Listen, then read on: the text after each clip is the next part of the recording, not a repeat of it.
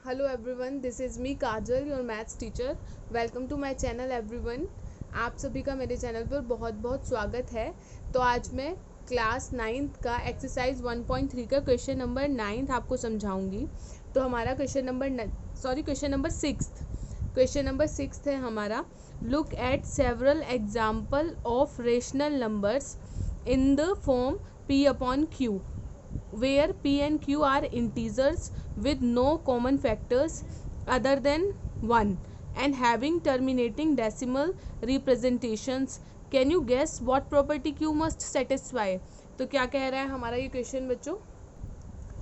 Look at the several example of rational number in the form p upon q. It means आप अपने मतलब कहीं examples देखो जो p अपॉन q की फॉर्म में, जो रेशनल नंबर्स हैं p अपॉन q की फॉर्म में, उनके एग्जाम्पल्स को देखकर where p and q are integers, और जहाँ आपको पता है कि रेशनल नंबर जो p अपॉन q फॉर्म में जब हम लिखते हैं, जो हमारा p एंड q है वो इंटीजर्स होते हैं। और इन्होंने यहाँ पे ये एक तरीके से दिया है कि नो कॉमन फैक्टर्स, मतलब p अपॉन q हमारे होने चाहिए इस टाइप से कि उनमें कॉमन फैक्टर्स ना हो अदर देन 1, मतलब एक को छोड़कर।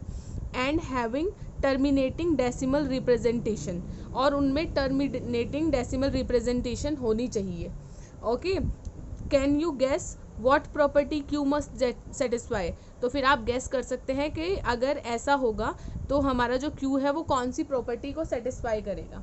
तो चलिए हम सॉल्यूशन करते हैं स्टार्ट बच्चों इस क्वेश्चन का। तो हमारा यहाँ से सॉल्यूशन स्टार्ट हो जाएगा। तो देखिए, क्वेश्चन तो मैं आपको समझा चुकी हूँ। तो हमें यहाँ पे क्या है, तो हमें देखिए इन्होंने कहा है कि p अपॉन क्यू के मतलब रेशनल नंबर्स जो है हमारा p अपॉन क्यू की फॉर्म में होता है। तो उसके कहीं एग्जाम्पल्स को आप चेक कीजिए। देखिए, तो यहाँ पर मैं एग्जाम्पल लिख लेती हूँ। ऐसे एग्जाम्पल लिखने हैं हमें जिसका जो हमारे p अपॉन क्यू है उसमें कोई भी कॉमन फैक्टर नहीं होना चाहिए। ओके, तो चलिए देखिए, कॉमन फैक्टर ना हो तो उसमें हम एक एग्जाम्पल ले लेते हैं 1/2। तो चलिए हम स्टार्ट करते हैं 1/2 से।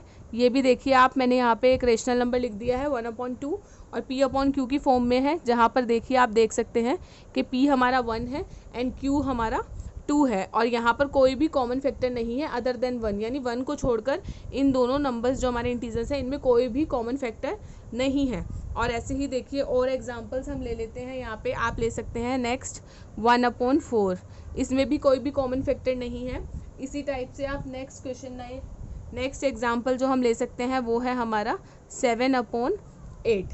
तो देखिए बच्चों, ये जो हमारे सभी डेसिमल एक्सपेंशन हैं, ये जो हमारे यहाँ पर p अपॉन क्यू की फॉर्म में मैंने लिखा है, इनके अगर हम डेसिमल एक्सपेंशन निकालेंगे तो हमारे डेसिमल एक्सपेंशन आप देख सकते हो 1/2 का हमारा डेसिमल एक्सपेंशन हो जाएगा 0.5।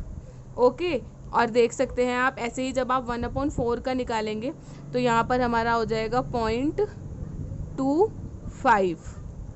ओके, और एज इट इज़ जब हम 7/8 का डेसिमल एक्सपेंशन निकालेंगे तो आप देख सकते हैं 0.0, 8 8 ज़ा 64, देन 6 0 एंड 8 7 ज़ा 56, देन 4 0 8 5 ज़ा 40। तो आप देख सकते हैं अगर हम इनका डेसिमल एक्सपेंशन निकालेंगे हमारा, तो ये जो हमारा डेसिमल एक्सपेंशन है, जैसा कि क्वेश्चन में कहा गया था, ये क्या है हमारा टर्मिनेटिंग डेसिमल रिप्रेजेंटेशन है ये हमारी। ओके, तो आप देख सकते हैं फिर हमारा इसमें क्यू जो है, अगर आपको टर्मिनेटिंग डेसिमल एक्सपेंशन चाहिए तो उसके लिए क्या करना पड़ेगा हमारे को, टर्मिनेटिंग डेसिमल रिप्रेजेंटेशन के लिए जो हमारा क्यू है आप देख सकते हैं बच्चों। और एक एग्जांपल मैं आपको और दे देती हूँ। यहाँ पे हम लिख सकते हैं 3/5, क्योंकि आपको जो लास्ट में जो हमारा इसमें लास्ट हमारा निकलेगा, इसमें जो भी प्रॉपर्टी जो आएगी वो इसी टाइप से आएगी, इसलिए मैं आपको यहाँ पर करके दिखा रही हूँ। ये आप देख सकते हैं 3/5 मैंने ले लिया है। अगर हम इसका डेसिमल एक्सपेंशन निकालेंगे तो मैं डायरेक्ट लिख देती हूँ, यहाँ पर आ जाएगा 0.6। तो देखिए ये भी हमारा जो डेसिमल एक्सपेंशन है, जैसा कि हमें क्वेश्चन में बोला था, टर्मिनेटिंग डेसिमल एक्सपेंशन है। ओके, कि यहाँ पर हमारा जो है वो नंबर वहीं पे पूरा डिवाइड हो रहा है डेसिमल के बाद। तो इसलिए देखिए हमारा अब यहाँ पर क्यू जो है वो कौन सी प्रॉपर्टी होल्ड कर रहा है बच्चों, यहाँ पर हम लिख सकते हैं since Q is in the form